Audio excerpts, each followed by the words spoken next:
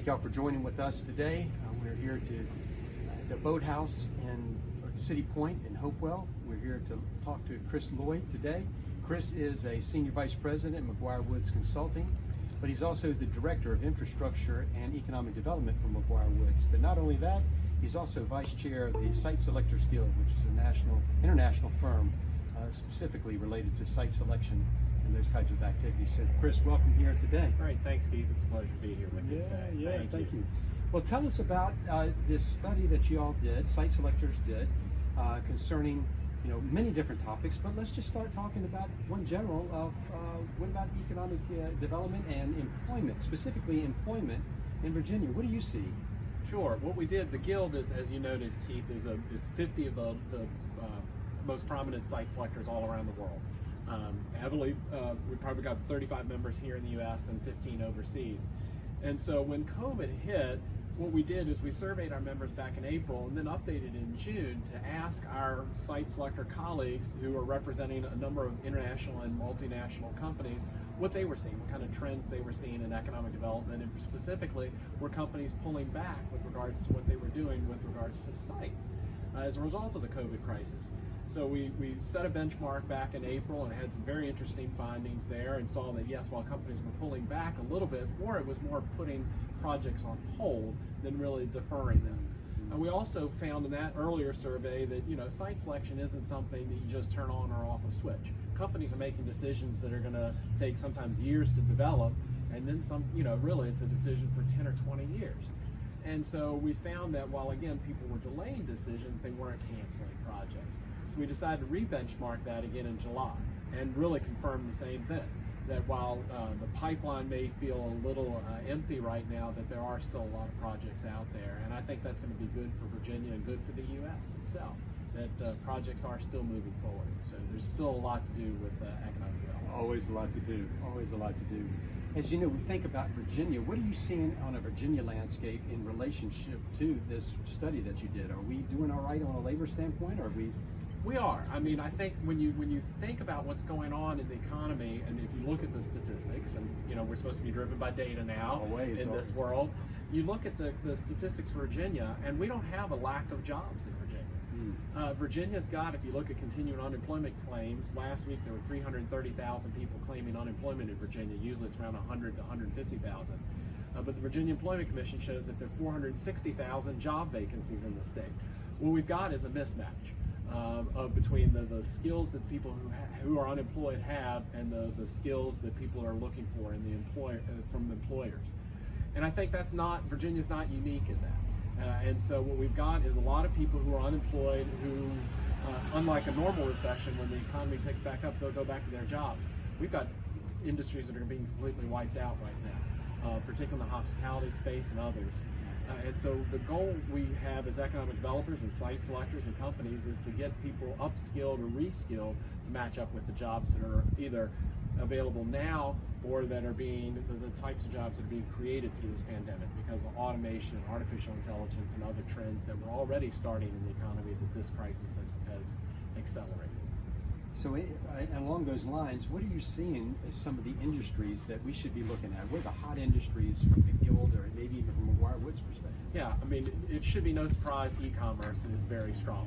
In fact, the grocery space particularly. And obviously this is a region that has a big investment in that, and with many market leaders, whether it be Amazon, Aldi, and others, has done very well in that space, and that's only growing exponentially. I think before the crisis, grocery was maybe 15% e-commerce. It's doubled in just the past few months. But e-commerce across the board is very, very strong. We're seeing that nationally. Food and beverage remains incredibly strong. People trust the U.S. food system. They all want to be in this market. And food and beverage, you may see some shifts within the market from orientation towards institutional customers to the ultimate consumer, but food and beverage remains very, very strong. In fact, I think we've now gotten back to the point where we're spending just as much on food and beverage as we were pre-pandemic. Manufacturing, it depends on the industry. Aviation obviously has had its struggles, but long-term the trends are very, very good for that. Automobiles having its struggles right now, but I think that's going to be a shift from the the fossil fuels to the electric, and so a lot of shakeout needs to happen there. Life sciences. A lot of people are looking at some real opportunities in life sciences. Particularly, we found that we were overly dependent upon a supply chain that was based overseas. And so the opportunity to shorten that supply chain and make more of that here was a big trend that the Site Selectors Guild sees coming as a result of the crisis. The outlook is we're pretty bullish on the outlook. And one of the things that we would love to know is how DGR can be better prepared. How can we prepare for some of these hot industries? Sure. I think it comes down to, and it's not going to be that dissimilar to what my response would have been if you'd asked me 6 months or a year ago. First and foremost is talent. You've got to have the pipeline of the skills and asking your industries what they're looking for. We often have spoke about a mismatch between the skills and what employers were looking for earlier. We've got a lot of people that are being trained for jobs that don't exist, or courses that are being delivered for jobs that don't exist. So you've got to get the employers and the prospective employees talking about what skills are in demand and training people, building the pipeline from the career technical education system through the community college system, through the higher ed system, to build that pipeline of the workforce. That's number one. Number two is I'll call it sites. So where are you going to put these people? Do you have the pipeline of industrial sites, or even the sites you have, do they have the infrastructure that's in place to meet the needs of some of these emerging industries? Food and beverage particularly, but life sciences requires a great deal of investment in water and wastewater and other very, very capital-intensive infrastructure. And unless you've made those investments, or at least have the plans to make those investments, you're not going to get those investments. Number three, this is the wrong time to be pulling back on marketing. And that's the easy thing for a lot of people to go is, well, there's nothing going on economically. We don't need to market now. No, that's the exact wrong thing to do. Is now's the time to get out and tell the story of what you're doing in town, what you're doing in infrastructure, what you're doing with helping to grow small businesses in the community, to build up the clusters of those industries, to build up the supply chain. You got to get out and tell that message because companies are still making corporate decisions now. And if you fall off the radar, it's going to be a long time before you get back on. There's some really great points, Chris. Just making sure that we're staying on top. We've invested in a workforce development person, and I think it's not unusual for regionals to do, but we did is we actually did a joint position with John Tyler Community College. We think that's probably the first in the state, if not maybe in the first in the nation, of that type of person, because workforce is so important. It was important pre-COVID, and it's important post-COVID, whenever that is. But also developing sites. One of the things that we did, it sounds like we're at least somewhat on the right track, is characterize all the sites in the VGR. We know what every site is as far as the state tier system, and then we're working out plans to figure out how to move them from one tier level to the next. We also got video flown over all of our sites, so that would help someone like you as you're looking for projects. So we really do think that. And going to the last point, which I think is very significant, is that nobody's traveling anymore by plane, maybe by car. And if you go by plane, you're kind of quarantining. But what we've done is the concept of a virtual mission.